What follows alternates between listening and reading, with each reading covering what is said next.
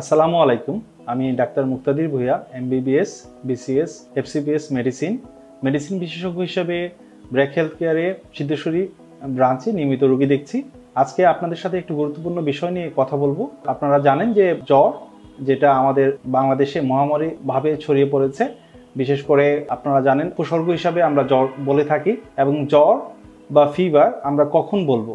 যখন আমাদের স্বাভাবিক তাপমাত্রা থেকে বেশি থাকবে, থার্মোমিটারে যদি আপনাদের 38 ডিগ্রি সেলসিয়াস অথবা 99 ডিগ্রি ফারেনহাইট উপরে থাকে, তখন আমরা জ্বর বলে থাকি। এই জ্বর নিয়ে কিছু ভুল ধারণা বা আমরা কিছু ভুলবশত কিছু কাজ করে থাকি, সেই বিষয়গুলো নিয়ে আজকে আপনাদের সাথে শেয়ার করব। জ্বর একটি উপসর্গ, আপনারা জানেন।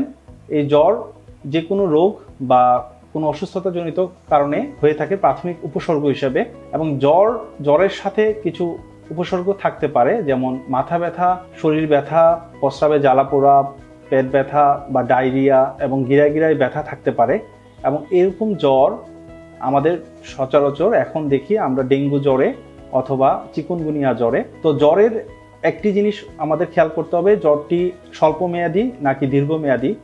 যদি স্বল্পমেয়াদী জ্বর হয়, সেই জ্বরের সাথে যেমন করোনা জ্বর বা ডেঙ্গু জ্বর বা চিকুনগুনিয়া জ্বর বা ভাইরাল ইনফ্লুয়েঞ্জা, এই জ্বরগুলো আমাদের স্বল্পমেয়াদী হয়ে থাকে।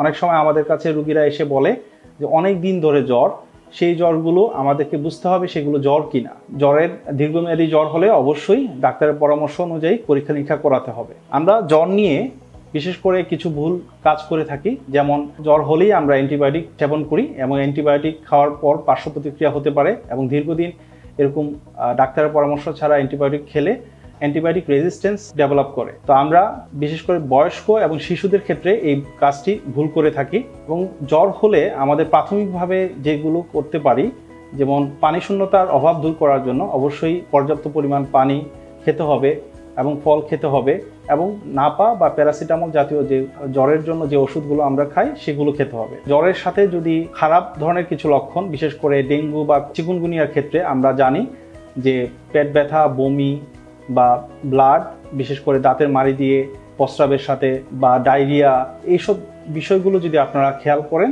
তাহলে অবশ্যই দ্রুত ডাক্তারের পরামর্শ নিয়ে হাসপাতালে ভর্তি হতে পারে।